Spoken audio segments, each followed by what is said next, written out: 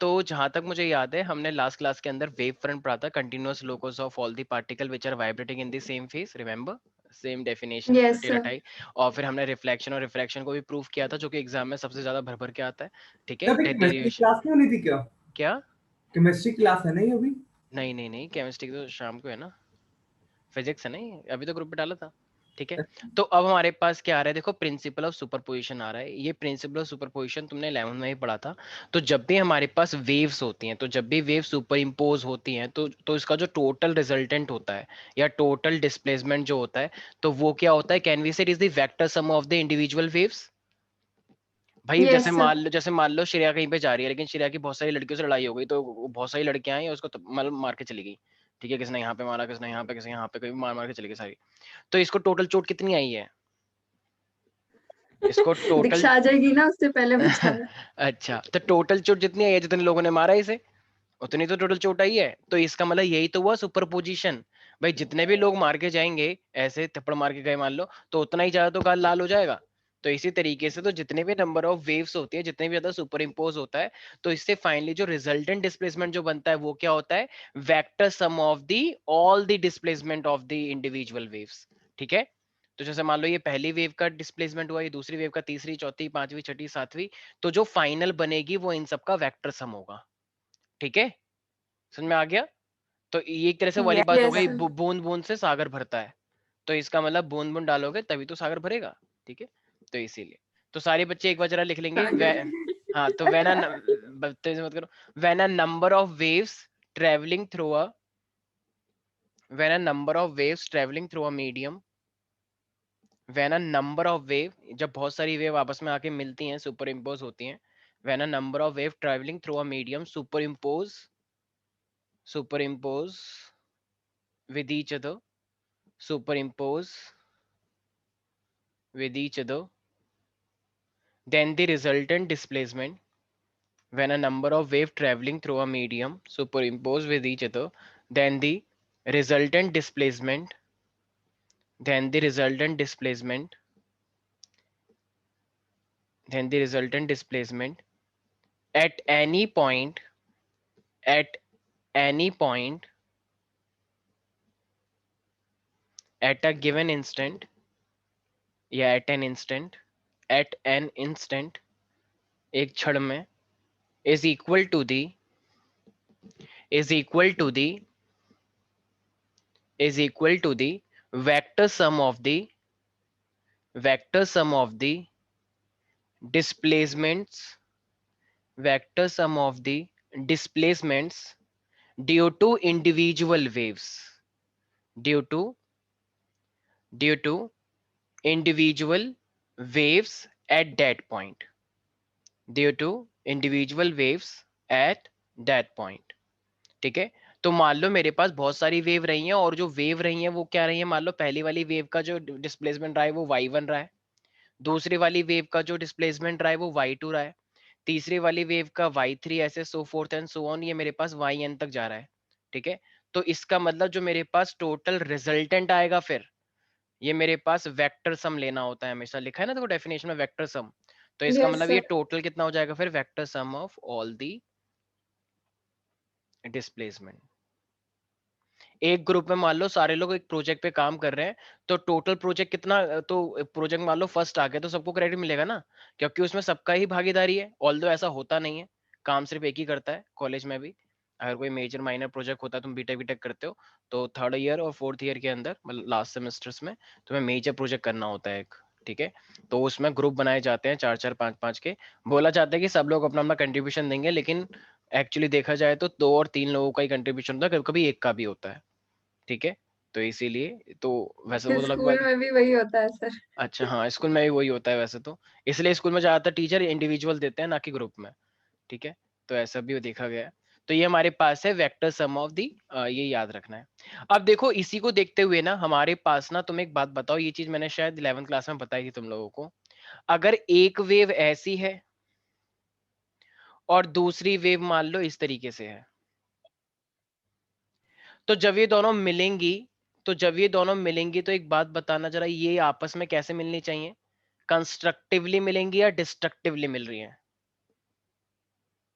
Constructive. क्योंकि ये भी ऊपर देखो, ये वाला फेस यहाँ पर भी ऊपर है, यहाँ पर भी ऊपर है, ये वाला यहाँ पर भी नीचे है, यहाँ पर भी मिले, तो जब ये दोनों एकदम ओवरलैप कर जाएंगी तो ये जो बड़ी वेव आएगी वो कैसी आएगी फिर? कंस्ट्रक्टिवली आएगी ना, इस तरीके से, यस सर। क्योंकि कुछ कम ही नहीं हुआ। ठीक है भाई। अब मान लो अगर दूसरी वेव मान लो मेरे पास ऐसी रही होती, सारे बच्चे ध्यान से देखेंगे, ठीक है। मान लो अब इस तरीके से है, और एक और ये इस तरीके से है, मान लो ये भी इस तरीके से है। तो अगर अब ये इस तरीके से है तो ये भी क्या होगा, कंस्ट्रक्टिवली मिलेंगे या डिस्ट्रक्टिवली मिलेंगे? कंस्ट्रक्टिव। भाई ये भी नीचे है, ये भी नीचे है, मतलब विचारों का मेल होना चाहिए। जैसे मान लो दो गंदे लोग हैं, तो दो गंदे लोग अगर आपस में हैं तो वो तो कंस्ट्रक्टिवली सोचेंगे ना, क्या उनकी लड़ाई होगी? क्या दो गंदे लोगों के भी आपस में लड़ाई होती है? नहीं। गंदे लोगों का मतलब बैक बेंचर समझ लो, बैक बेंचर्स का बैक बेंचर से तालमेल बनेगा या नहीं बनेगा? बन यस। जाएगा। और आगे वालों का आगे वालों के साथ बनता है, बीच वाले ही रह जाते हैं। ठीक है। तो इसका मतलब फिर ये वाले क्या रह जाएंगे, तो ये वाले इस तरीके से, ये भी कंस्ट्रक्टिव है। ठीक है। तो इस वाले का तो भी कंस्ट्रक्टिव, अच्छे लोगों का भी कंस्ट्रक्टिव होता है और बुरे लोगों का भी कंस्ट्रक्टिव होता है, क्योंकि दोनों के विचार मैच खाते हैं। लेकिन मान लो अगर एक जगह पे एक बैक बेंचर आ गया, मान लो ये ऐसा है, ठीक है, और एक जगह पे एक फ्रंट बेंच वाला आ गया, सॉरी फ्रंट बेंच वाले को अच्छा लो ना ऊपर, और ये बैक बेंचर नीचे वाला लो। ठीक है। तो फिर इसका मतलब फिर क्या आएगा मेरे पास, जरा बताना रिजल्टेंट। डिस्ट्रक्टिव। डिस्ट्रक्टिव, क्योंकि देखो ये वाला पॉजिटिव ये वाला नेगेटिव कैंसिल हो गया, लड़ाई हो गई इनके बीच में किसी विचार के ऊपर। ये वाला नेगेटिव तो ये वाला पॉजिटिव। फ्रंट वाला लड़ता नहीं है, भोले होते हैं वो। हाँ ठीक है, जो भी है, तो इनके बीच में लड़ाई हो गई, फाइनली तुम्हें रिजल्टेंट क्या मिला? तो इसका मतलब अगर एक ग्रुप में फ्रंट बेंच और बैक बेंचर वाला है तो वो लड़ते ही रह जाएंगे, तो काम क्या होगा, कुछ नहीं होगा, काम होगा शून्य। तो ये रिजल्टेंट वेव मिलेगी, तुम्हें कुछ नहीं मिलेगा। तो इसका मतलब एक बार जब कांग्रेस की सरकार आ रही थी, आई मीन जब आम आदमी पार्टी की पहली बार सरकार आई थी, तो कांग्रेस ने बोला था हम आपको कंस्ट्रक्टिव सपोर्ट दे रहे हैं।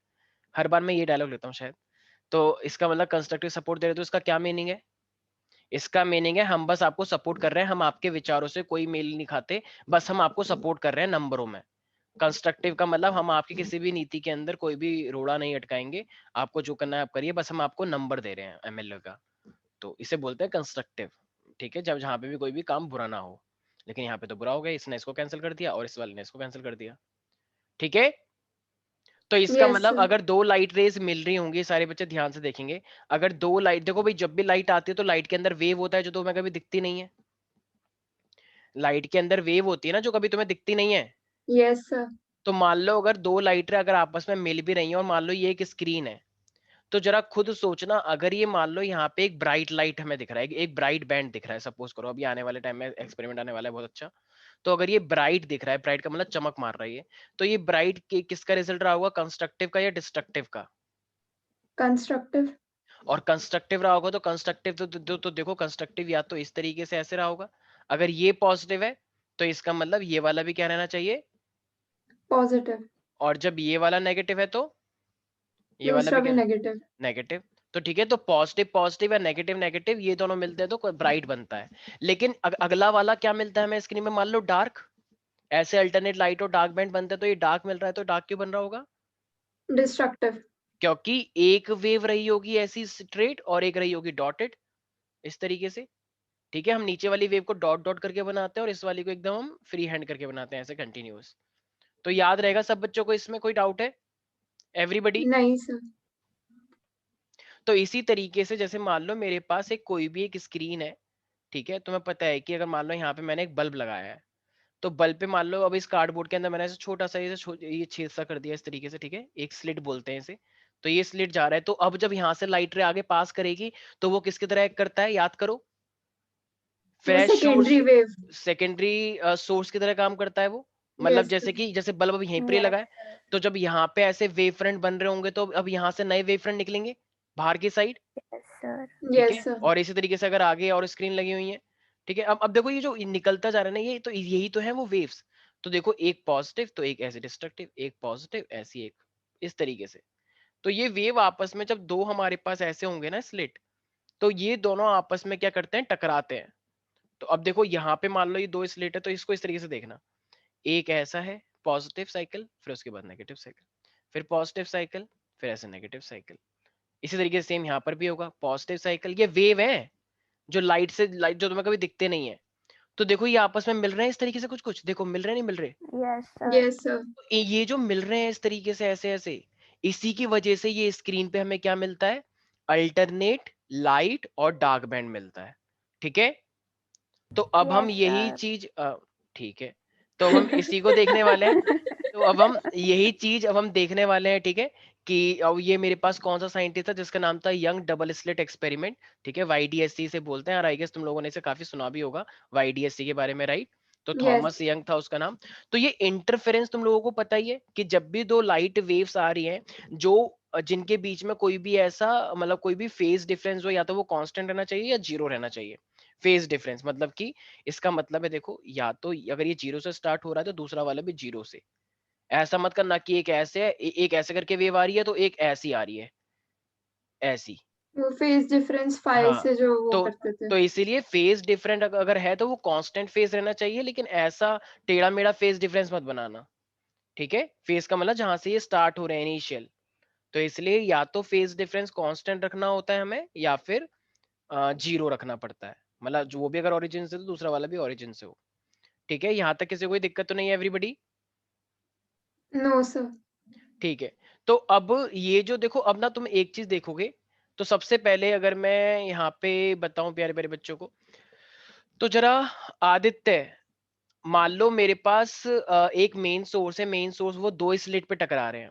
तो अब वो जो दो स्लिट हैं वो दो स्लिट कैसे वर्क करेंगे, अब वो दो स्लिट कैसे दो काम करते हैं। सेकेंडरी सोर्स हाँ, तो वेव फ्रंट। मतलब अगर मान लो तुम उसके आगे की साइड खड़े हो तो क्या तुम उस पहले वाले सोर्स को देख पाओगे, नहीं देख पाओगे ना। तो तुम्हारे नहीं लिए सर। तुमको क्या दूर से क्या लगेगा कि ये दो बल्ब जल रहे हैं एक तरह से। Yes sir. ठीक है, तो वो हमारे पास कहलाते हैं। अच्छा, ये बोला किसने था, ये चीज यस बोला सर। किसने था, ये चीज बोली किसने थी, किस साइंटिस्ट ने बोली थी ये। सर वो थॉमस यंग। हाँ, वैसे तो ह्यूगेंस ने बोला था ये बात, यंग ने तो एक्सपेरिमेंट किया है। ठीक अच्छा। है, तो इस चीज का तुम लोगों को ध्यान रखना है। ठीक है, मैं जरा एक एक्सपेरिमेंट दिखा रहा हूँ, तो सब लोग ध्यान देखेंगे। तो स्क्रीन पे हमें बेसिकली श्रेया क्या मिलता है, वैसे देखा जाए तो अल्टरनेट क्या दिखता है। वो डार्क और ब्राइट फ्रिंज ठीक। बैंड बोल सकते हैं। हम्म, ठीक है, तो जरा सारे बच्चे एक जरा इस चीज को ध्यान से सुनेंगे। ठीक है, जस्ट गिव मी 1 मिनट।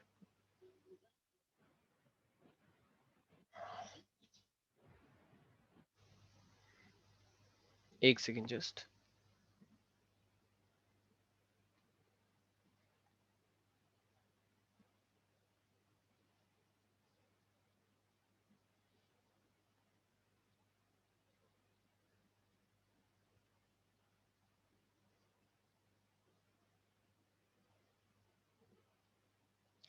सब लोग स्क्रीन देख पा रहे हैं। Yes, sir. Yes sir. देखो ये एक सनलाइट देख पा रहे हो इधर की साइड, और फिर ये एक स्लिट से ये सेकेंडरी सोर्स की तरह काम कर रहा है, फिर ये दो स्लिट, फिर ये दो स्लिट से मेरे पास वेव निकल के आएंगी। और वेव कैसे निकलती है, पॉजिटिव नेगेटिव, राइट। तो इसका मतलब यस सर। ऐसे सीधी सीधी लाइन बनाएंगे तो वो पॉजिटिव को रिप्रेजेंट कर रहा है, और उसके बाद डॉट डॉट बनाएंगे इसका मतलब वो नीचे जा रहा है। तो यहाँ पे हमें ब्राइट और डार्क मिलेगा। तो ब्राइट ब्राइट हमें कब मिलेंगे, कब कितने चांसेस हैं उसके, दो। जब जब कंटिन्यूअस वाली कंटिन्यूअस के साथ मीट करे, इन दोनों की वेव जो आपस में टकराएंगी, और जब डॉट वाली डॉट के साथ मीट करे, राइट। अरे यस बोलो। सर। तो Yes, जब ये sir. डॉट डॉट के साथ और कंटिन्यूअस कंटिन्यूअस के साथ मीट करेगी, जहां जहां पे मिलेगा हमें, जहां जहां पे टकराएंगे वहां पे हमें ब्राइट मिल जाएगा। लेकिन जहां पे डॉट और कंटिन्यूअस लाइन मिल जाए वो क्या बन जाएगा, फिर डार्क बन जाएगा। डार्क। तो एक second. that light also has waves.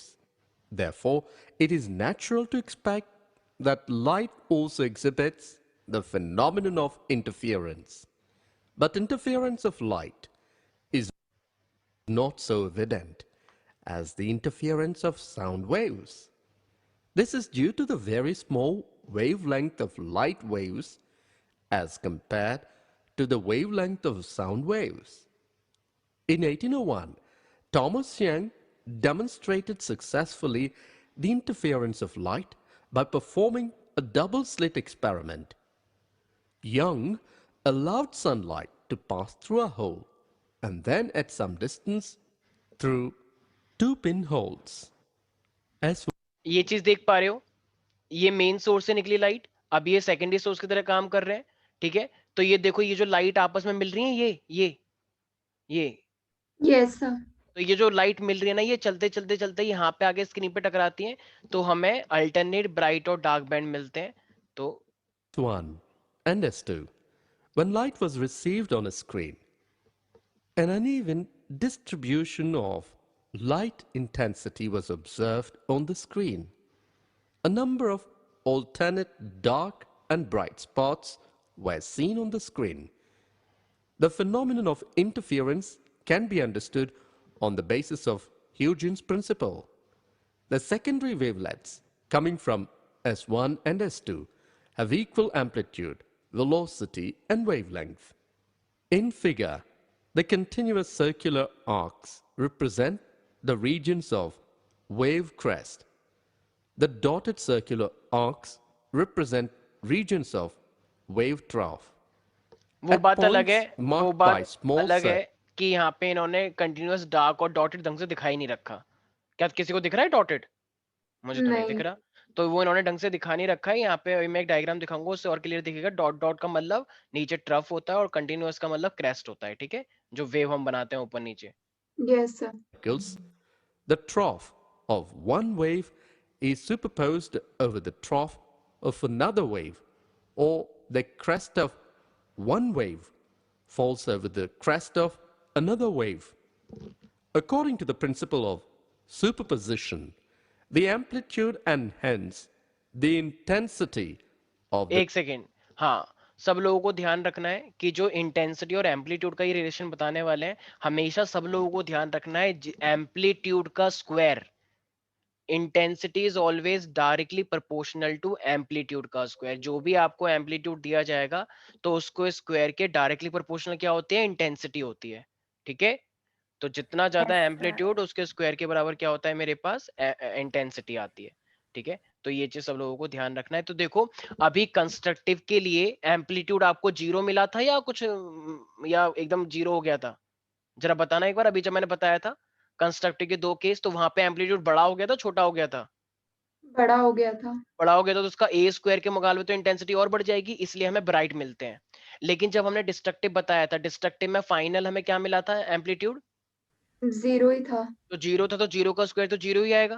तो Yes, इसलिए डिस्ट्रक्टिव पे हमें क्या मिलता है फिर? वो डार्क Dark. मिलता है। तो Dark. इसलिए ये जो तुम देख पा रहे हो, ये एक तरह से दिखा रहा है हमारे पास, ये इस तरीके से ब्राइट ब्राइट ब्राइट, और ये जो नीचे की साइड जा रहा है ऐसे ग्राफ, इसका मतलब डार्क है ये, क्योंकि यहाँ पे इंटेंसिटी कुछ आएगी नहीं। डिस्ट्रक्टिव में तो 0 होता है एम्पलीट्यूड, और जब एम्पलीट्यूड 0 तो इंटेंसिटी भी 0, तो इंटेंसिटी 0 का मतलब डार्क हो गया। Right everybody? Yes, जब sir. लाइट की Yes, sir. इंटेंसिटी नहीं है तो वो तो डार्क ही रहेगा, ठीक है। The resultant wave is maximum at these points. Similarly, the intensity is minimum at points marked by a cross. Thus, the resultant intensity is maximum along the lines connecting the crosses. On the screen, we get a number of alternate dark and bright regions of equal width. This is called interference pattern. Analytical treatment of interference. In the experimental setup, we use the sodium soap. ठीक है, यहाँ तक I guess सबको समझ में आ चुका है, इससे ज्यादा रिक्वायरमेंट नहीं है, ठीक है भाई। यहाँ तक किसी को कोई डाउट? No, sir. ठीक है आदित्य, तो जरा मुझे एक बात बताना, मेरी इस बात सुन पा रहे हो? Yes, sir. हाँ, तो आदित्य, ये जो हमें पैटर्न मिल रहा है अल्टरनेट लाइट और डार्क बैंड का, तो डार्क के लिए एक ही कंडीशन होती है या बहुत सारी कंडीशन होती हैं? अगर डार्क कहीं पे बन रहा है, तो डार्क बनने के लिए एक ही टाइप की कंडीशन यूज हो रही होगी या फिर So बहुत सारे? condition मतलब कंडीशन मतलब जैसे वेव यहाँ पे सुपर इम्पोज हो रही है, जैसे अभी तुमने देखा कि कंस्ट्रक्टिव के लिए, मतलब ब्राइट के लिए, या तो कंटिन्यूअस वाली कंटिन्यूअस के साथ मीट करेगी, या फिर डिस्ट्रक्टिव वाली डिस्ट्रक्टिव के साथ, डॉटेड वाली डॉट के साथ। तो डिस्ट्रक्टिव के लिए भी क्या एक ही कंडीशन है या बहुत सारी कंडीशन है? so सारे से एक एक, और वो कंडीशन एक कौन सी है? सर वो जो डॉटेड लाइन वाली जो डिस्ट्रक्टिव वाली। ढंग से नहीं बता रहे हो तुम। ठीक है कृति तुम बताओ। सर हाँ हाँ बोलो बोलो। कटना। सर कंटिन्यूअस वाला डॉट्स है।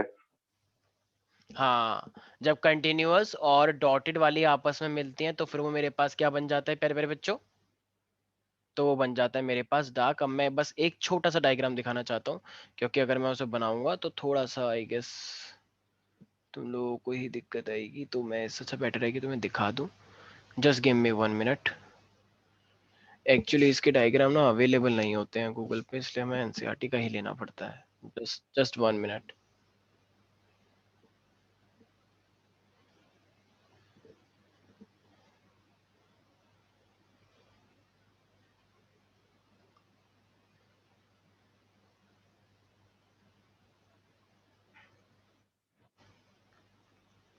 एक second just.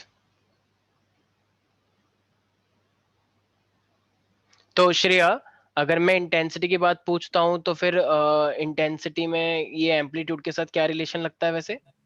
Intensity is directly proportional to amplitude का स्क्वायर, अच्छा तो फिर ये डार्क बैंड हमें क्यों मिल रहा था? क्योंकि वहाँ पे एम्पलीट्यूड 0 आ गया था। वेव का, राइट? Yes sir. ओके ठीक है चलो इससे काम चलाते हैं। वैसे तो तुम लोगों को थोड़ा जूम करना पड़ेगा, ठीक है, क्योंकि थोड़ा सा विजिबल नहीं आएगा। हाँ सब लोग देख पा रहे हैं? एक बार जरा सब लोग इस ये जो डायग्राम तुम्हें दिख रहा है ना राइट साइड में, इसको थोड़ा जूम कर लो। जूम से थोड़ा सा बेटर आइडिया लगेगा तुम लोगों को। कर लिया जूम थोड़ा सा? अब देखो, अब एक्चुअली मैं जो तुम ये देख रहे हो ना ये ब्राइट है, ये भी ब्राइट है, ये भी ब्राइट है, ये भी ब्राइट है, ठीक है। तो देखो इसके अंदर ना, आई नो ये बहुत छोटा दिख रहा है, ठीक है। तो एक्चुअली मैं यहाँ पे मैं देखा, अगर मैं इस तरीके से देखो, देखो ये रेड रेड टाइप का देख पा रहे हो ऐसे, तो ये एक्चुअली में किसको दिखा रहा है? ब्राइट को दिखा रहा है।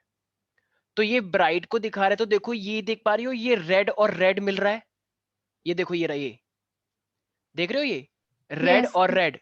इसका मतलब अगर ये भी ऊपर वाला क्रेस्ट है और तो ये भी तो क्रेस्ट ही है, तो दो क्रेस्ट मिलके कंस्ट्रक्टिव ही तो बनाते हैं। अब देखो अब Yes, इधर sir. इधर देखो ये येलो येलो, ये देख रहे हो छोटा सा, इसका मतलब ये ट्रफ रहा होगा, तो ट्रफ और ट्रफ मिलके भी तो कंस्ट्रक्टिव बनाते हैं। मतलब आगे बैक बेंचर और या बोलो आगे फ्रंट बेंचर मिलके पॉजिटिव थिंकिंग, बैक बेंचर मिलके भी कोई लड़ाई नहीं होती है, तो भी मेरे पास ये कंस्ट्रक्टिव। देखो फिर से वही चीज, रेड रेड और yellow yellow, red red yellow yellow, तो बताओ ये ब्राइट आएगा नहीं आएगा? बिल्कुल Yes, sir. आएगा। लेकिन अब इसको देखो, ये ऊपर वाले को जस्ट देखो, देखो ये रेड है लेकिन ये येलो है, देख रहे हो ना? मतलब एक पॉजिटिव तो दूसरा नेगेटिव, तो बिल्कुल नेट इफेक्ट जीरो। सेम ऐसे देखो, एक पॉजिटिव तो दूसरा नेगेटिव, सेम ऐसी एक पॉजिटिव तो दूसरा नेगेटिव। ये देख पा रहे हो? सब लोगों को दिखा या नहीं दिखा? एवरीबडी? हाँ सर, हाँ सर. तो इसका मतलब ब्राइट में या तो रेड रेड मतलब क्रेस्ट क्रेस्ट, या फिर ट्रफ ट्रफ ऐसे कोइंसाइड करके बनते रहते हैं, मिलते रहते हैं, तो एक लाइन जब तुम ऐसे ड्रॉ करोगे तो वो बन जाता है ब्राइट। लेकिन जब डार्क की बात आती है, डार्क में एक ही कंडीशन लगती है, रेड और येलो, रेड और येलो, मतलब कंटिन्यूअस और डॉटेड, कंटिन्यूअस और डॉटेड। सर एग्जाम में ये डायग्राम बनाना होता है? अगर वो वैसे तो आज तक अभी उसने इतना खास पूछा नहीं है, लेकिन फिर भी कुछ बच्चे एग्जाम में बनाकर आते हैं, तो अगर तुम बनाकर आओगे तो अच्छा ही लगेगा, अच्छा ही रहेगा, ठीक है। तो बना देना, अगर तुम बना, वैसे प्रैक्टिस तुम्हें एक बार करनी पड़ेगी एनसीईआरटी का डायग्राम बना के, ठीक है। और ये वैसे भी कंपास से बनाना होता है, हाथ से कभी बनता नहीं है, हाथ से सब कुछ टेढ़ा मेढ़ा हो जाता है, तो कंपास इसके लिए यूज करना पड़ता है, ठीक है। तो बाकी देखो मेन तो कॉन्सेप्ट है, अगर थोड़ा बहुत टेढ़ा मेढ़ा हो जाता है तो कोई बात नहीं, एडजस्टमेंट कर लिया जाता है, ठीक है। तो इसी तरीके से मैक्सिमम सारा का सारा कंटिन्यूअस कंटिन्यूअस या फिर डिस्ट्रक्टिव डिस्ट्रक्टिव इस तरीके से मिलता रहेगा, लेकिन मिनिमम में एक कॉन्टिन्यूअस, एक डिस्ट्रक्टिव, एक कॉन्टिन्यू आई मीन एक पॉजिटिव और एक नेगेटिव, इस तरीके से होता है। तो सब लोग समझ चुके हैं इसके अंदर? आई होप ये डायग्राम तुम सब लोगों को समझ में आ गया होगा। श्रेया, कृति, Yes, sir. रितेश, आदित्य, दिव्यांश, अनन्या, महक, कोई डाउट है इसके अंदर? अरे इतनी खतरनाक आवाज, ठीक है चलो वेरी गुड, बहुत अच्छा लगा। तो किसी को भी, दिव्यांश तुम्हें कोई डाउट है क्या इसके अंदर? दिव्यांश, कोई बोलता ही नहीं है। म्यूट कर रखा है क्या मैंने सब बच्चों को? अभिषेक कोई डाउट? ठीक है, होगा भी तो मैं, क्योंकि तुम बोलते तो कुछ हो नहीं, तो फिर मैं मान के चल रहा हूँ कि तुम लोगों को समझ में आ चुका है। इसकी प्रैक्टिस करना घर पे, ठीक है, एनसीईआरटी के डायग्राम से, ठीक है, प्रॉपरली। अब देखो यहाँ पे ना एक्सप्रेशन होता है हमारे पास, ये जैसे मान लो कोई सी भी दो वेव आ रही है, तो दो वेव आ रही है तो मैंने क्या बोला था, या तो कांस्टेंट फेज हो या फिर फेज डिफरेंस क्या हो, 0। तो जैसे मान लो अगर मेरे पास कोई भी एक वेव रही थी, अब हम इंटेंसिटी को देखना चाह रहे हैं, इंटेंसिटी सच में क्या एम्पलीट्यूड के स्क्वायर के बराबर है या नहीं। हमने बोल तो दिया कि intensity is directly proportional to A square, so we have to check it. तो मान लो अगर एक वेव क्या रही होगी, एक वेव, तुम देखो एम्पलीट्यूड जो बेसिक इक्वेशन होती है वो 10th क्लास में, ये 11th में ये तो पढ़ा था, ए साइन ओमेगा टी, यस पहली सर। वेव, Yes, वहां पे sir. कैपिटल ए था, ठीक है, हम यहाँ पे इंडिविजुअल लेके चल रहे हैं ना, इसलिए स्मॉल स्मॉल ले रहे हैं। और y2 को मान लो इसका कुछ फेज डिफरेंस रहा होगा, तो इसलिए हम क्या लिखते हैं यहाँ पे, साइन ओमेगा टी प्लस का फाई, कुछ ना कुछ इनिशियल फेज रहा होगा इस वेव का, दूसरी वाली वेव है ये। तो ये दोनों मिलेंगी, तो दोनों मिलने से ही तो ये इंटरफेरेंस का पैटर्न आ रहा है। तो सुपरपोजिशन प्रिंसिपल क्या कहता है? सर वो दूसरी वाली वेव में वो A2 नहीं होगा? ओ सॉरी, गलती हो गई।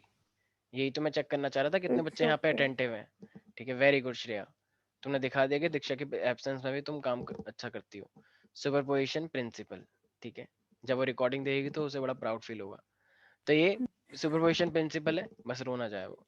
तो ये टोटल y कितना हो जाएगा फिर मेरे पास, y1 प्लस का y2 हो जाएगा। अच्छा y1 कितना दे रखा है, a1 साइन ओमेगा टी, और ये y2 कितना दे रखा है, a2 sign omega t plus का फाई। Right everybody? अब जरा बताना, Yes, चलो sir. a1 sign omega T तो वही रहेगा, लेकिन साइन a प्लस बी का क्या फॉर्मूला होता है, 11 में पढ़ा था सेकंड चैप्टर ट्रिग्नोमेट्री में, sign A cos B cos A sine B, याद आया कुछ कुछ? बायो वाले Yes, sir. बच्चों को थोड़ा सा शायद नहीं पता होगा, क्योंकि इन लोगों ने 10th 11 में पढ़ा था। तो साइन ए प्लस बी का फॉर्मूला होता है साइन ए कॉस बी और कॉस ए साइन बी, ठीक है, ये कॉमन ले लेते हैं, तो कॉस ए साइन बी। यहाँ तक कोई दिक्कत है तुम्हें श्रेया? तुम्हारे नो पास मैथ्स सर। जरूर है लेकिन ठीक है। अच्छा, अच्छा देखो ये a1 साइन ओमेगा टी, अच्छा, और ये मेरे पास क्या है, अच्छा ये तो पूरा, अच्छा देखो ये a2 साइन ओमेगा टी है, ठीक है, अगर मैं a2 को अंदर ले जाऊं तो, इसको भी a2 को अंदर ले जाऊंगा, तो इसका मतलब एक काम करो, ये साइन ओमेगा टी जिसने चप्पल पहन रखी है इसको एक साथ कर लो, तो a1 प्लस का a2 cos फाई, और ये साइन ओमेगा टी को मैं ऐसे लिख सकता हूँ क्या, बताओ? अरे Yes, sine sir. Omega t common आ गया ना, तो जिसके पास sine Yes, omega sir. T है उसको मैंने कॉमन निकाल लिया। कुछ बच्चों को समझ नहीं आ रहा, कह रहे इतनी मैथ कहाँ आती सर। a2 अंदर ले जाओ, तो ये क्या बचेगा मेरे पास, a2 cos ओमेगा टी, या अच्छा और फाई को, sin phi. अच्छा देखो साइन ओमेगा टी मैंने बाहर निकाला है ना, तो इस तरीके से cos ओमेगा टी को भी यहाँ पे इसको इस साइड रखो, बाहर की साइड, मतलब बात एक ही है ना, 2 into 3 3 into 2 एक ही तो होता है, तो इसको ऐसे लिख सकते हैं, एक ही बात है ये भी। Yes, sir. ठीक है, यहां तक किसी को भी कोई डाउट है महक? जब दो वेव सुपर इम्पोज करती है ना, सुपरपोजिशन लगाया वही वेक्टर सम, ठीक है। तो एक तरह से यहाँ पे मेरे पास ये दो वेव है। अब जरा मुझे एक बात बताना, यहाँ पे देखो देखो देखो सारे ध्यान सुनना, एक, अब जो ये दोनों वेव मिली हैं, तो दोनों वेव के मिलने के बाद एक हिस्सा ये वाला बना है साइन ओमेगा टी, और एक हिस्सा ये वाला बना है कॉस ओमेगा टी। तो ये मेरे ये दो हिस्से बने एक तरह से। तो अब देखो क्या, जैसे इस यूजुअली साइन ओमेगा टी के आगे क्या होता है, ये एम्पलीट्यूड होता है। तो ऐसे ही तुम इसको थोड़े से अलग तरीके से देखो कि जब ये दोनों वेव मिल चुकी हैं, तो इस साइन ओमेगा टी के आगे ये जितना भी हिस्सा, ये एक तरह से एम्पलीट्यूड को ही तो शो कर रहा होगा। Yes, sir. और ऐसे ये कॉस ओमेगा टी है, तो ये भी a2 साइन फाई फाई, ये भी एक एम्पलीट्यूड को शो कर रहा है, क्योंकि जब इसके पास इनिशियल फेज था, तो इनके मिलने से कुछ ना कुछ एक फाइनल वेव बन रही है जिसके एम्पलीट्यूड बन रहे हैं। तो यहाँ पे ना तुम्हें कंसिडर कर लो एक चीज, कि ये जो a1 प्लस का a2 cos फाई है, ठीक है, फाई है ना cos फाई, तो ये एक तरह से टोटल a cos थीटा के बराबर है, a cos थीटा। और ये जो मेरे पास, मतलब ये एक नया नया, देखो भाई ये तो इनिशियल फेज दूसरी वाली वेव का है ना, हमें तो फाइनल वाली वेव चाहिए, इसलिए मैंने थीटा लिखा है, फाइनल वाली वेव का फेज, ठीक है, थीटा। फाई तो पहले वाली वेव, दूसरी वाली वेव के साथ जुड़ा हुआ था, तो अब जो फाइनल वेव बनी है उसका थीटा में लेके चल रहा हूँ।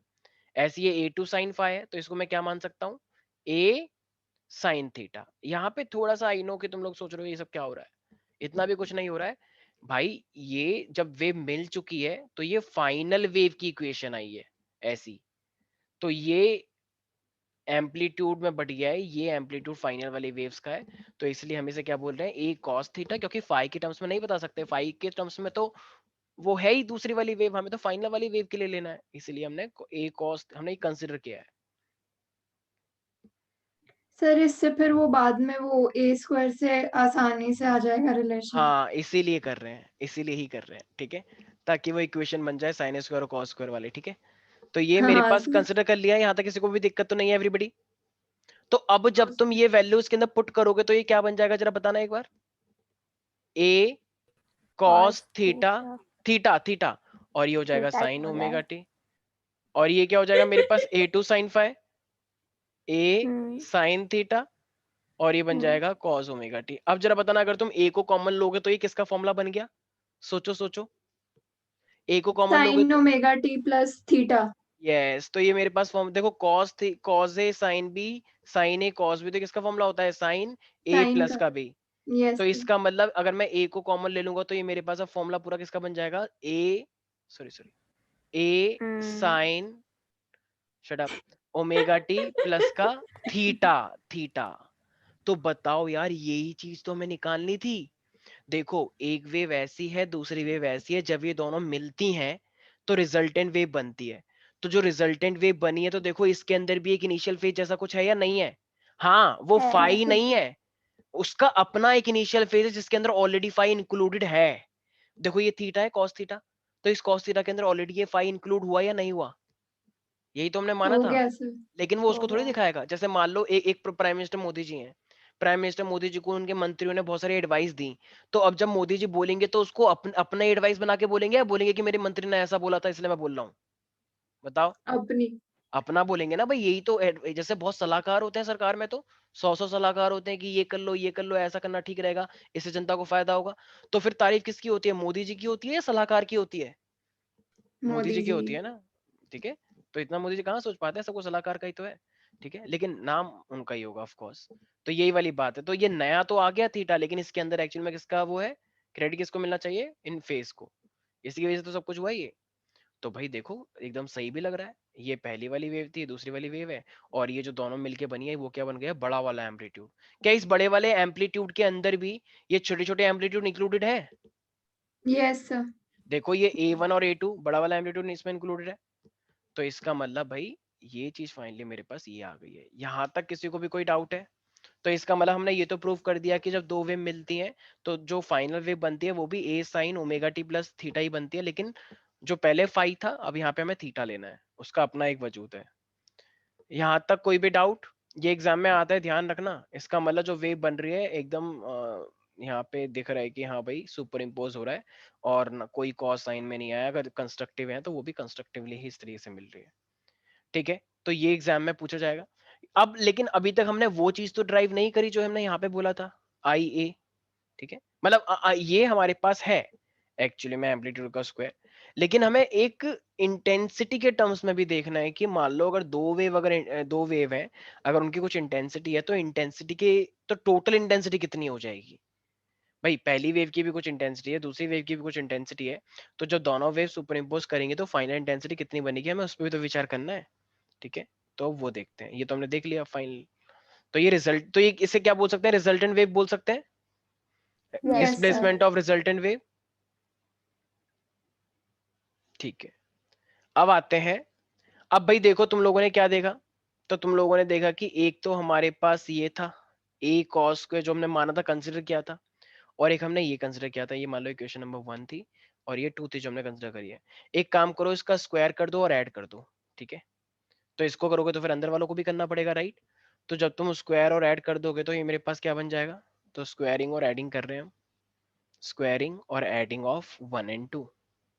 तो जब तुम स्क्वायरिंग एंड एडिंग करोगे तो वो क्या हो जाएगा मेरे पास, a cos square theta, theta था ना, और ये हो जाएगा a yes square sir. Sine theta. तो कॉस स्क्वायर थीटा को हमने क्या मान लिया था वहां पे, याद है, A1 प्लस का A1 A2 plus A1 A2 plus cos A2 phi। cos phi। Phi, हाँ फाइ, ठीक है। तो ये इसका स्क्वायर हो जाएगा, और ये ए sorry sorry a sine theta को हमने क्या माना था वहां पे, A2 sin phi। A2 A2 square sin phi। Sine square phi, क्योंकि स्क्वायरिंग हो रखी है, ठीक है। अब जरा इसको, जरा मुझे एक बात बताओ, अगर मैं ए स्क्वायर को कॉमन लूंगा तो ये sine square plus cos square theta कितना हो जाएगा? 1. 1 हो वन। जाएगा। तो ये ए स्क्वायर हो गया भाई, sine square plus cos Yes, square sir. 1 होता है, तो अब सिर्फ ये वाला हिस्सा बचा। तो अब जरा वो करना, मोदी जी ने इसका फॉर्मूला ही बताया था, a square plus b square plus 2ab, although वो गलत बोल दिया था उन्होंने, ठीक है, इसलिए तो मोदी जी बहुत फेमस भी है, ठीक है। ये ए स्क्वायर है प्लस का, ऐसा भी कुछ हुआ था? हाँ उन्होंने एक स्पीच बोली थी ऐसे, उसमें उन्होंने कुछ गड़बड़ कर दिया था। तो ये a2 square cos square theta plus का 2ab cos थीटा, तो 2ab cos थीटा। यहाँ तक किसी को भी कोई दिक्कत है तो मैंने सिंपल आइडेंटिटी ओपन करी है, और ये मेरे पास a2 sin स्क्वायर फाई। अब जरा बताना यहाँ पे क्या क्या मुझे फिर से cos स्क्वायर और वो sin स्क्वायर थीटा दिख रहा है कुछ लोगों को? Yes, sir. सर वो लास्ट में आपने स्क्वायर नहीं लिखा साइन ओ पे। सॉरी सॉरी सॉरी, ठीक, जानबूझ के नहीं लिखा ताकि तुम लोग गलतियां पकड़ो, ठीक है। तो ये a2, तुम चुप रहोगी? दीदी नंबर 2, ठीक है। तो ये a2 को जब कॉमन लोगे तो ये 1 हो जाएगा, तो इसका मतलब ये भी क्या हो जाएगा, a स्क्वायर प्लस का a2 का स्क्वायर। भाई ये और ये 1 हो गया ना, sine square plus cos square theta. कुछ Yes, बच्चे 10th sir. का ज्ञान बिल्कुल भूल चुके हैं। अब देखो कितना कितना मजेदार लग रहा है, देखो सब एकदम ऐसा लग रहा है ना कि सब एकदम फिक्स है। देखो फिर से एक ऐसा फॉर्मूला आ गया, a square plus b square plus 2ab cos theta, ठीक है। तो ये मेरे पास a स्क्वायर आ गया, बस अब इसके आगे कुछ करना मत। तुम सोच रहे हो कि हम कुछ और कर देंगे, नहीं करना हमें। ये वेक्टर वाला आ गया, वैसे तो याद करो, Yes, sir. वो वेक्टर वाला है। a square plus b square 2ab cos theta, Yes, sir. ठीक है, रिजल्टेंट निकालते थे जब, ठीक है। और जब cos 90 होगा तो फिर वो पाइथागोरस बन जाता था, ठीक है। तो ये हमारे पास एक रिजल्टेंट एम्पलीट्यूड आ चुका है भाई प्यारे प्यारे बच्चों। यहाँ तक तुम, अब देखो मैंने ये क्यों करा, क्योंकि हमें ये देखना है अगर एक वेव की इंटेंसिटी I1 रही होगी, एक दूसरी वेव की I2, तो जब ये दोनों मिल जाएंगे तो रिजल्टेंट इंटेंसिटी कितनी रहेगी। अब तुम्हें एक बात क्या पता है कि इंटेंसिटी का क्या रिलेशन होता है एम्पलीट्यूड से? ए स्क्वायर का स्क्वायर। स्क्वायर होता है डायरेक्टली। तो अगर हम इसको हटाएंगे तो क्या आता है यहाँ पे? कांस्टेंट। कांस्टेंट के स्क्वायर हो जाएगा प्यारी प्यारी बच्चियों, बोलो। Yes, sir. ठीक है, तो अगर ये a1 का स्क्वायर है यहाँ पे, एक काम करते हैं, इस पूरी को ना, इस पूरी भाई किसी भी चीज को पूरी रिएक्शन से मल्टीप्लाई कर सकते हैं, इस पूरी इक्वेशन को ना k से मल्टीप्लाई कर दो। तो जब मैं k से मल्टीप्लाई करूंगा तो ये क्या हो जाएगा, k a square is equal to, ये क्या हो जाएगा, k a1 का स्क्वायर k a2 का square plus 2k a1 a2 cos phi, right प्यारे प्यारे बच्चों? Yes, sir. Yes, sir. अब देखो तुम्हें पता है कि इंटेंसिटी जो होती है वो के स्क्वायर के बराबर होती है, तो ये फाइनल के है, फाइनल एम्पलीट्यूड है ना, ये तो रिजल्टेंट एम्पलीट्यूड। Yes, sir. तो जब ये रिजल्टेंट एम्पलीट्यूड है तो फिर इंटेंसिटी भी क्या होगी, I. मतलब रिजल्टेंट एम्पलीट्यूड होगा तो रिजल्टेंट आएगा ना वो भी। Yes, sir. तो इसका मतलब ये हो गई रिजल्टेंट इंटेंसिटी, एकदम डरना नहीं है इससे बिल्कुल। रिजल्टेंट तो क्या हो गया, ठीक है। अच्छा ये मेरे पास K1 है, तो ये क्या हो जाएगी इंटेंसिटी, I1. Very good. और ये I2. अब यहाँ पे देखो, देखो अब ये यार के ए स्क्वायर होता है, लेकिन यहाँ पे तो कोई स्क्वायर है ही नहीं, और यहाँ पे 1k है, तो सोचो सोचो।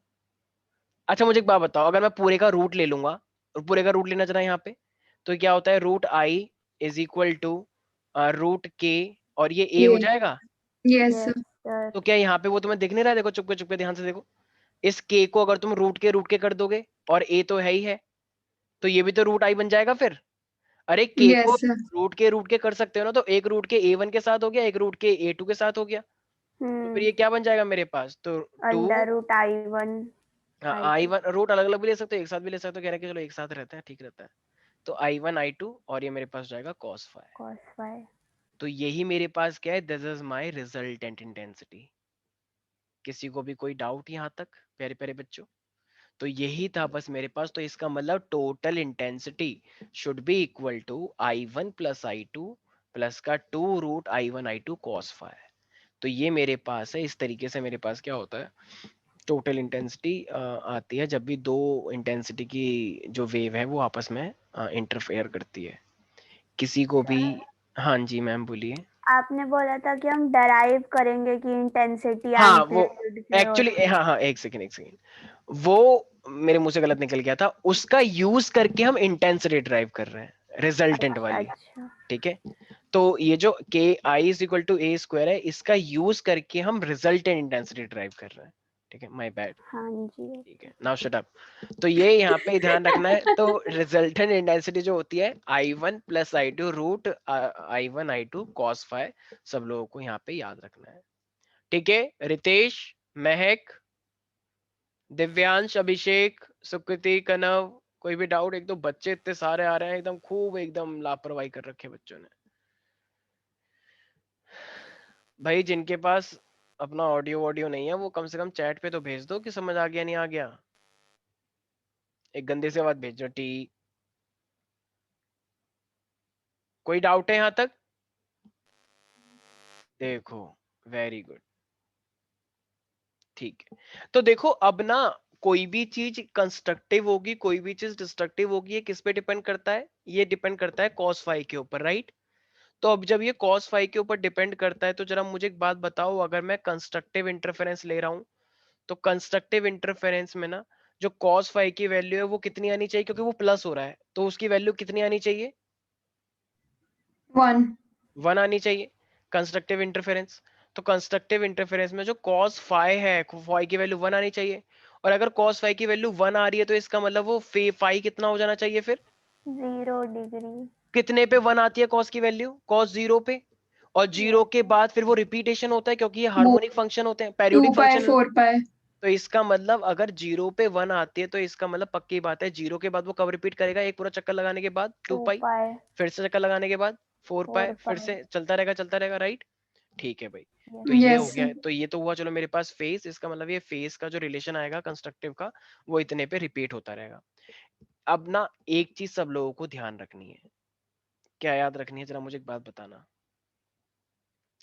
एक वेव ये बन गई, एक पूरी वेव बनने में 2 पाई लगता है?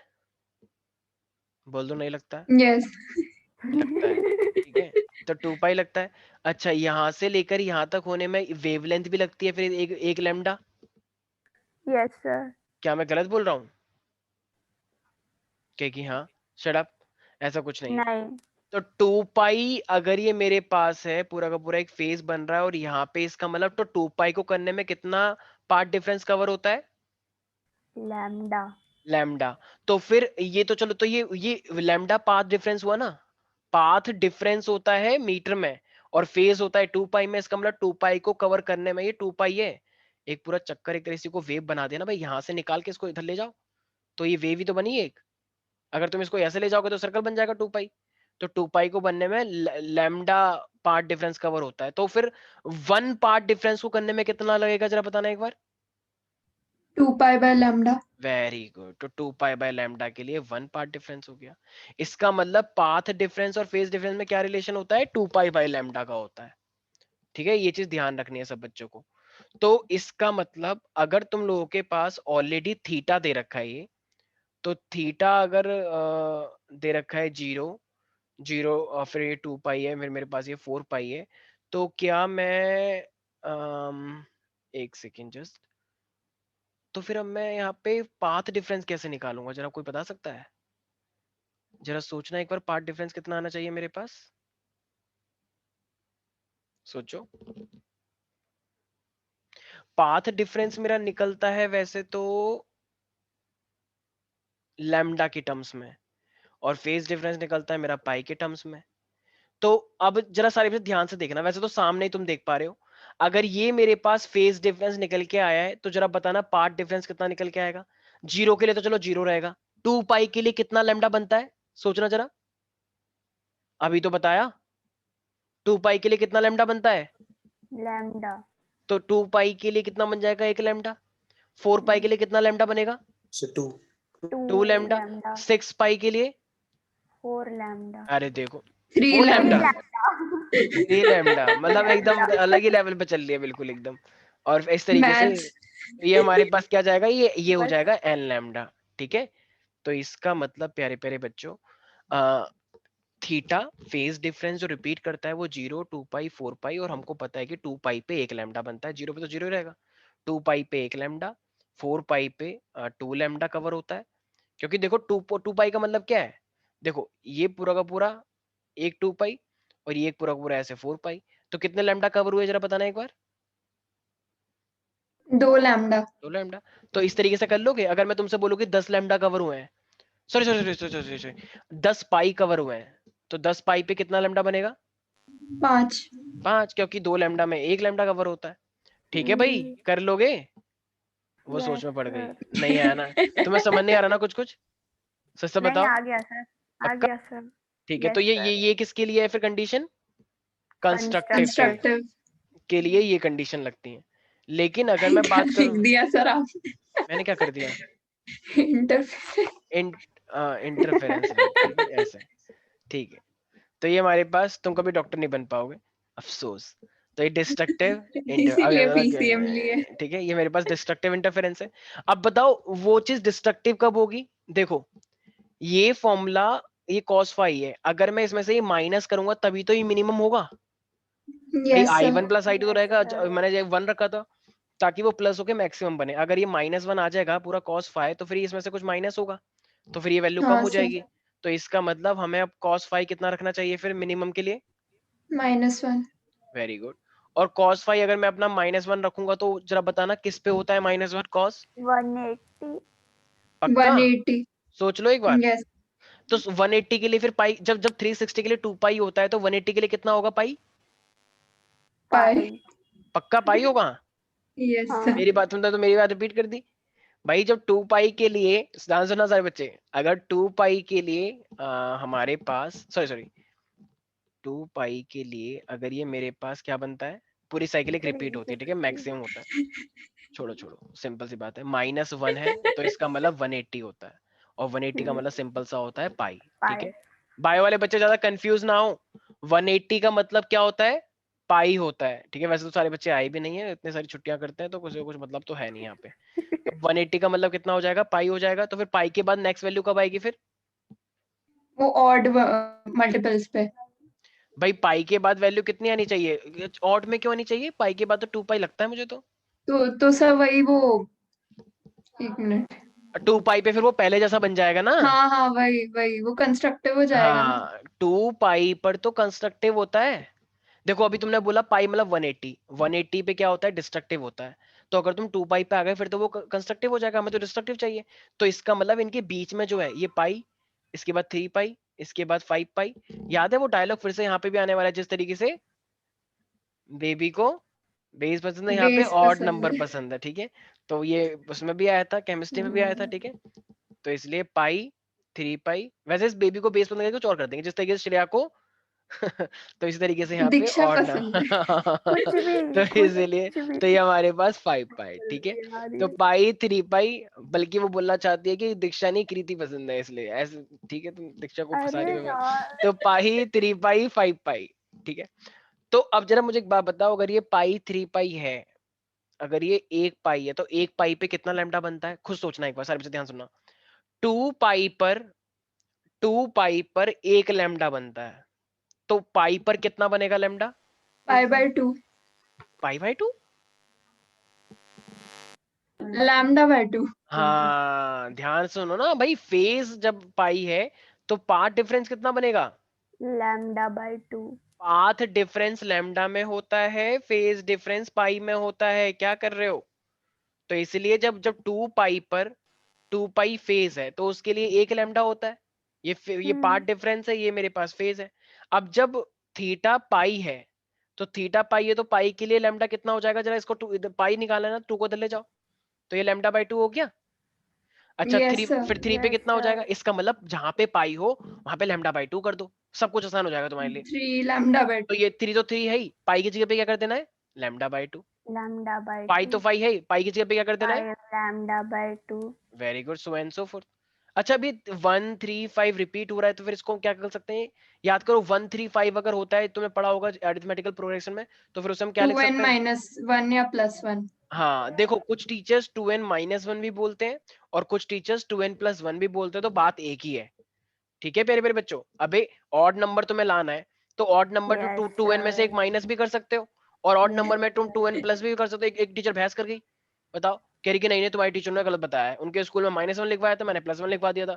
तो कह रही नहीं नहीं ये सर ने गलत लिखवाया तुमको, ट्यूशन वाले सर ने। तो वो लड़की फिर आके बहस कर रही थी कि सर आप गलत लिखवाते हो। मैंने कहा क्यों? उन मैडम से बोलना कि ऑड नंबर कैसे आता है, और मैंने कुछ नहीं बोला। तो उसने पूछा कि मैम ये ऑड नंबर कैसे था, कह रही मेरे से बकवास मत करो। जाके तुम ट्यूशन उल्टे सीधे पढ़ते हो और मेरा दिमाग खाते हो। तो फिर ना मेरे को बोला कि सर ऐसा होता है। मैंने कहा उन मैडम को समझाना कि मैम ऑड नंबर कैसे आता है, या तो प्लस कर दो या -1 कर दो। तो फिर उसकी मैडम ने बोला oh I see, yes your teacher is right, और उसने कुछ बोला ही नहीं, अपनी गलती भी नहीं मानी। तो ऐसे भी कोई टीचर होते टीचर हैं। नहीं मानता सर। तो भाई लेकिन मैं तो मानता हूँ, देखो ऐसा थोड़ी है, मैं तो मान लेता हूँ। तो 2n + सर 1, सब आपके पहली बात जैसे तो मैं थोड़ी करता, होते हैं। तो thank you so much, thank you so much, ठीक है। श्रेया देख लो ये ज्यादा बिगड़ गई। ठीक है, तो ये हमारे पास पाथ डिफरेंस थोड़ा कंट्रोल करके रखो। श्रेया तूने ढील कैसे दे रखी है अरे इतनी? मैं क्या करूं? ठीक है, तो ये 2n + 1 क्या हो गया हमारे पास, λ/2 हो गया है। तो यहाँ तक किसी को भी कोई डाउट है तो तुम इसको 2n - 1 भी लिख सकते हो, तब भी ऑड नंबर आ जाएगा, और 2n + 1 भी लिख सकते हो, तब भी ऑड नंबर आ जाएगा। तो भाई डिस्ट्रक्टिव के लिए जो होता है वो ऑड नंबर में होता है। अगर हम पाई की बात करते हैं, पाई, 3 पाई, 5 पाई, 7 पाई, 9 पाई, और जो पार्ट डिफरेंस होता है वो λ/2, 3 λ/2, 5 λ/2। तो इसी को हम 2n - 1 λ/2 बोल सकते हैं, या 2n + 1। अच्छा यहाँ पे फेस में क्या हो जाएगा वो देखा जाए तो, वैसे फेस की जरूरत नहीं है, फेस में ऐसा कुछ लिखने की जरूरत होती नहीं है, लेकिन चूंकि ये भी ऑड नंबर है तो इसको भी हम क्या बोल सकते हैं वैसे, 2n + वही 1 2n पाए, + 1। 1 हाँ पाए, या फिर 2n - 1 पाए। ठीक है यस सर। भाई, यहां तक किसी को भी कोई भी दिक्कत? महक, श्रेया, दिव्यांश, नो सर। अभिषेक, सुकृति। सर हाँ हाँ हाँ, बोलो बोलो बोलो। जैसे आदित्य, जब फाइव से जैसे पाई बाय, सर तुम्हारी आवाज आ रही है? हाँ अब आ रही है, बोलो। ये सर जैसे 5 से π/2 या 3π/2 या फिर ऐसे होंगे तो वो कांस्टेंट डिफरेंस होगा। फिर से बोलना एक बार, फिर से बोलना। सर जो ये 5 है, ये फाइ, ये वाला। यस सर, ये सर हाँ, जैसे π/2 या 3π/2 या वैसा कुछ हुआ तो सर वो कांस्टेंट डिफरेंस होगा। नहीं नहीं नहीं नहीं, वो कुछ होगा ही नहीं ना। अगर वो तुम भाई यहाँ पे हमारे पास दो ही कंडीशन होती हैं, या तो वो 2 पाई हो, या फिर जैसे देखो देखो, एक सेकंड एक सेकंड, मेरे पास इस तरीके से वेव आई थी, अभी तुमने शायद उस वीडियो में देखा। तो हमने क्या बोला था कि ये मेरे पास कंस्ट्रक्टिव है और ये मेरे पास डिस्ट्रक्टिव है। तो अगर तुम रैंडम पाए लोगे तो फिर तो वो यहां कहीं पे लाई कर रहे होंगे ना। तो क्या वो पूरी तरीके से ब्राइट हुआ, क्या वो पूरी तरीके से डार्क हुआ? फेंटेड होगा। फेंटेड होगा ना क्योंकि वो एकदम ऐसा नहीं है कि भाई ब्राइट है तो ब्राइट और डार्क है तो डार्क। बीच में एक ऐसा स्पेस भी है जहां पे वो कम होके एकदम ब्राइट बन रहा है और फिर कम होके एकदम डार्क भी बन रहा है, मतलब ज्यादा होके ब्राइट बन रहा है, कम होके डार्क बन रहा है। ठीक है, तो वहां पे ये यहाँ पे कहीं पे लाई करेगा जो तुम अपना बोलना चाह रहे हो। ठीक है, तो हमने तो वो यस सर। कंडीशन बता दिया जहां पे मैक्सिमम है और जहां पे मिनिमम है। अब अगर तुम बीच की कंडीशन लोगे तो फिर वहां पे वो बीच के रहेंगे। ठीक है आदित्य, यस सर। तो लेकिन हमें मेन मतलब इससे होता है, इतना डिटेल में हमें नहीं पढ़ना। हाँ इंजीनियरिंग में जाओगे तो वहां पे बहुत सारी चीजें तुम्हें पढ़ने को मिलेंगी, अभी यहाँ के लिए इतना ही सफिशिएंट है। वो भी जब जब तुम इंजीनियरिंग फिजिक्स लोगे बीटेक में, वरना तो वो भी नहीं पढ़ोगे। कंप्यूटर साइंस ले रहे हो तो फिर तो ये सब बस एक जरिया है तुम्हारा वो करने का, एंट्री लेने का।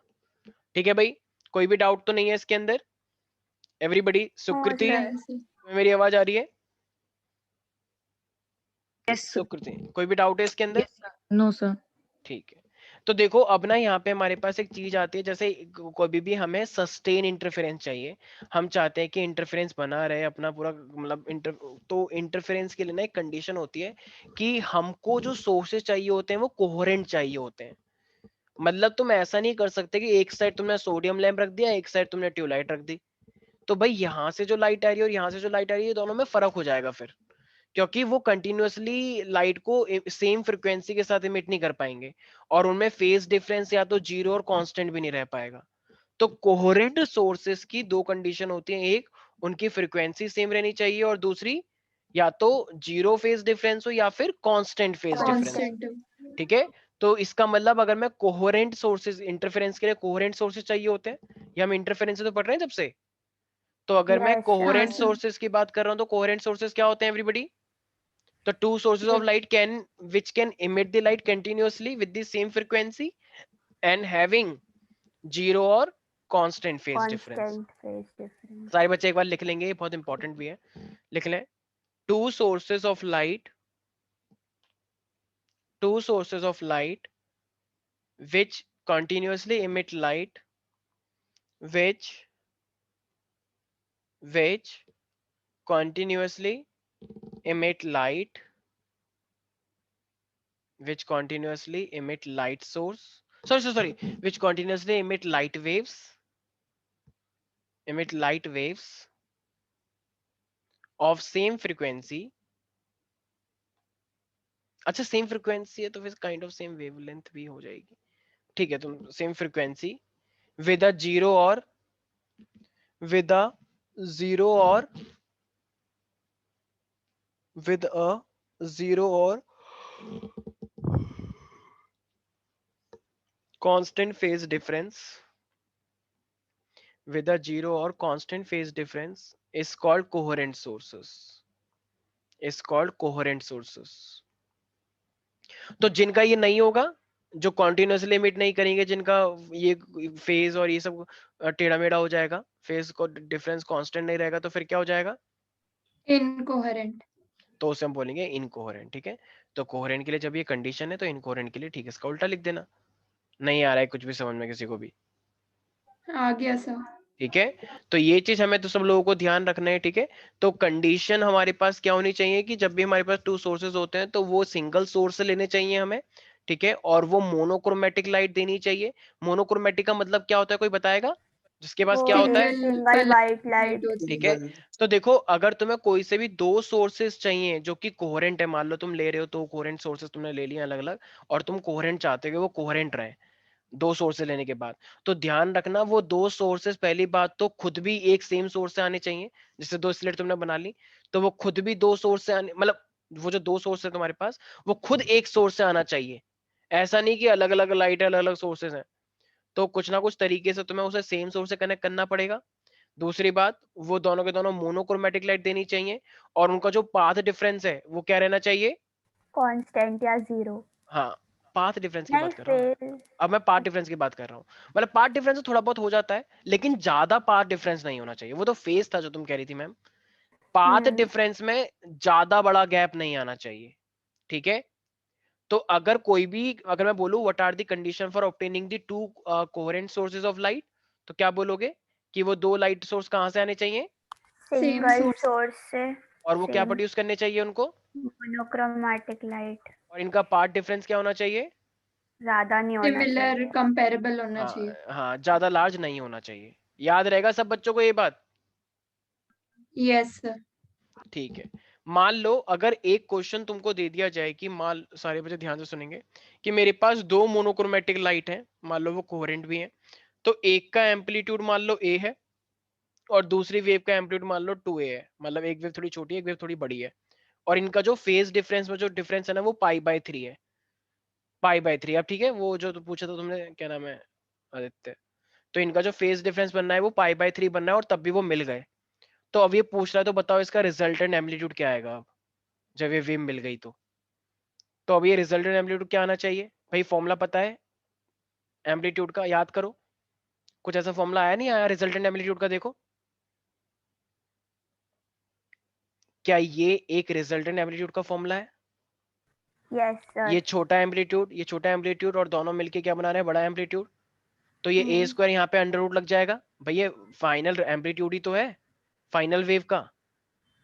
तो क्या मैं ये वाला Yes, फॉर्मूला लगा के कर लूं, और फेज भी दे रखा है तुम्हें, नहीं आ रहा किसी को कुछ भी समझ में, तो yes फाइनल sir. एम्पलीट्यूड कितना आएगा, तो ए स्क्वायर की जगह पे क्या मैं एक तरह से a1 मान लो, क्योंकि मैंने मान लो ये कर रखा है a1 का स्क्वायर प्लस a2 का स्क्वायर प्लस का 2ab, अरे ये तो वही है ना वेक्टर जैसा, 2a1 a2 cos phi। तो जरा बताना पहले वाले का एम्पलीट्यूड कितना दे रखा है, A और दूसरे वाले का 2A 2a, तो 2a और 2a, ये तो भाई क्वेश्चन में देखो कितना कंफ्यूज कर रखा है, ये 2 तो वैसा वाला 2 है और ये 2 वैसे करके दे रखा है अपना आप खुद ही। कुछ लोग यहाँ पे कहते हैं हाँ ये क्या हो गया हमारे साथ, पाई/3। अच्छा cos पाई/3 कितना होता है, 1/2। 0 1/2 60 हो गया ना। तो इसका मतलब ये मेरे पास कितना हो जाएगा फिर, प्यारे प्यारे बच्चों देखो, ये 2 2 जा 4, तो 4a स्क्वायर और ये a स्क्वायर तो 5a स्क्वायर हो जाएगा yes sir. प्लस का, और ये कितना हो गया मेरे पास 1/2, तो एक 2 से एक 2 चला गया, तो ये कितना हो जाएगा मेरे पास, एक सेकंड, cos पाई/2 कितना है मेरे पास 1/2, 1/2 से 1/2 चला गया, ठीक है। तो ये मेरे पास क्या हुआ 2a स्क्वायर, 2A square. तो 2a स्क्वायर, ठीक है, तो वो a√7 हो जाएगा ना। ए स्क्वायर हो जाएगा, फिर मेरे पास क्या हो जाएगा, फिर ये 7a स्क्वायर हो जाएगा। तो यस ये सर। मेरे पास कितना बचेगा, a स्क्वायर, तो मत करा करो ऐसे, तो √7 और ये मेरे पास है a हो जाएगा, ठीक है। तो इसका मतलब रिजल्टेंट एम्पलीट्यूड क्या हो जाएगा मेरे पास, ये √7a हो जाएगा। ये बात समझ में आई एवरीबडी?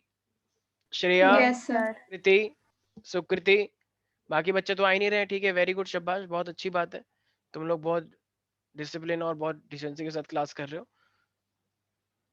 रितेश, तुम हो क्लास के अंदर? रितेश,